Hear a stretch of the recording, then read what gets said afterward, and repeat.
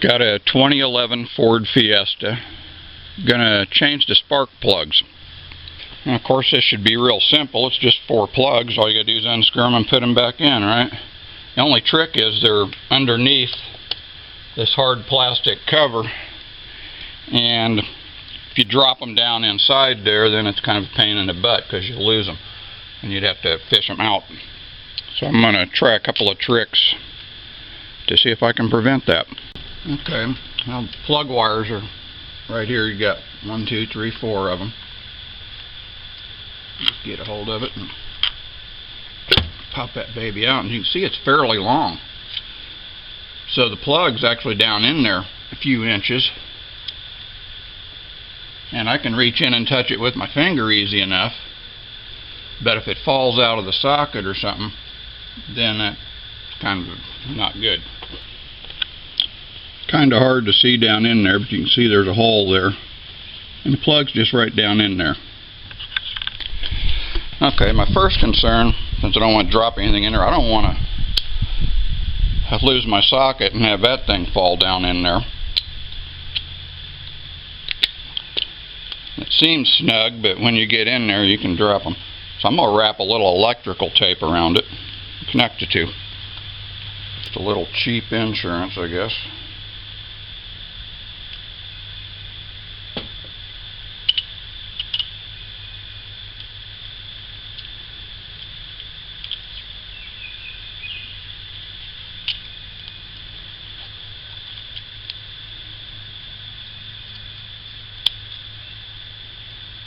Now I shouldn't lose that in there. Okay, here's my new spark plug. I want to make sure I don't have it fall out, because it just wants to drop right out. And the same thing, of course, can happen with the old one. Now, some of these sockets have a little rubber thing in there that'll pluck on there, which is nice. This particular one doesn't have it, but I've got an idea. I saw another guy on YouTube do this. Just got a little piece of rubber hose that happens to fit really snug. Shouldn't drop it now, so I can do this. So when I pull out the old one, I'm just going to loosen it up good to where it's finger tight, to where I can slide this on there and then rotate the hose and lift it up out so I don't drop the old one. And then do the same thing with the new one. Put it on, get it in there snug, and then tighten it up with the wrench.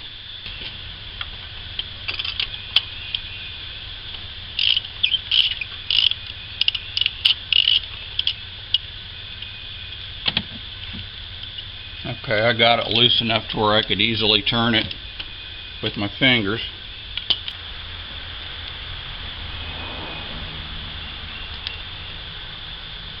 I got that on there.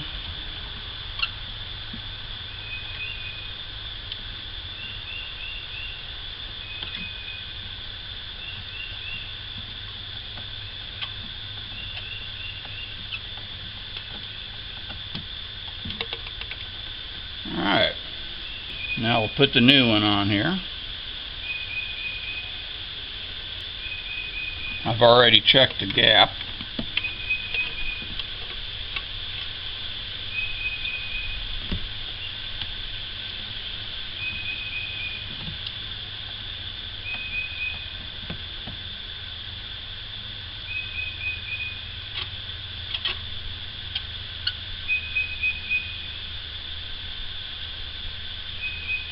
As tight as that'll go. So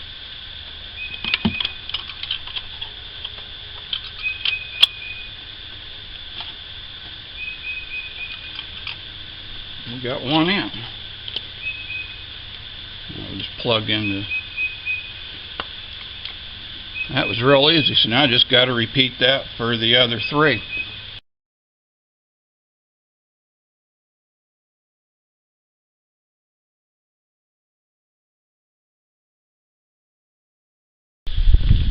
Little something I wanted to point out here when I'm doing this one on the far right.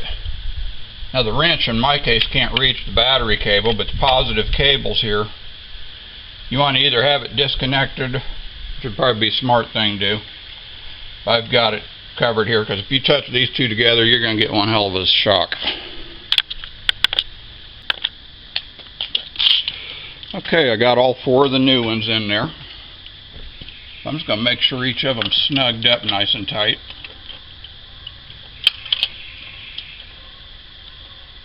That one feels good. I'd already done it.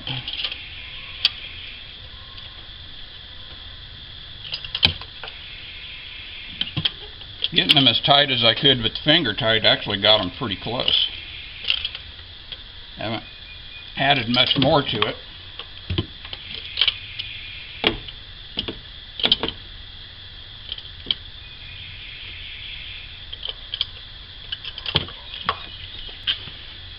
Now we just got to plug our connectors back in. Got to make sure you plug the right one into the right spot. Now these here are all, it's hard to mix these up because you got, each one has the proper length. So it's, you could plug this one in the wrong one and so forth, but if you start down here with the little one, this can only plug into one spot. It's so short. Make sure that's in there and then grab the next longer one. Press that baby in, then the next to longest one. Make sure that's in. Okay, that's all done. We'll start her up.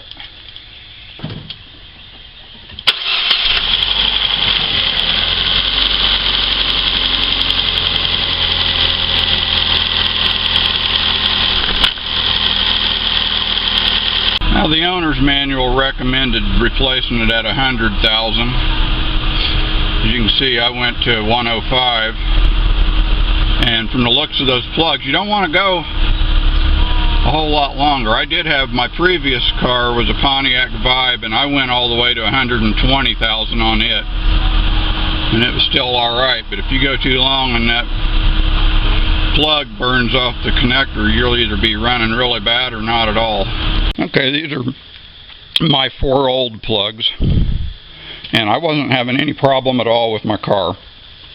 It was just time to do it. As you can see, they're all worn about the same. All of this little gray insulator thing here, those are all pretty much the same color. If you're having problems, I mean, if one of them was all gunked up with oil or something, you know, sludge, and the others looked another way, that would be a sign that something's really wrong in the engine. But since it's been running good, and since these are wearing pretty evenly and they all look pretty clean, I think everything's going really good inside the engine. I just bought some pretty inexpensive spark plugs. These are AC Delsco Rapid Fire. I bought them down at the local O'Reilly Auto Parts. It was like $21 with tax, which ain't too bad. You can buy them, spend as much money as you want, basically. These were the cheapest ones they had in stock, so you might even be able to get them a little cheaper if you want to pinch pennies. Fortunately, I didn't need it, but I also bought this magnetic retriever tool at a local AutoZone. It was like $5, and the thing extends out a bit. And this one's supposed to pick up things that weigh up to 5 pounds. So if you drop your socket in there, it can pick it up and pull it out. You just got to be able to fish in there and find it.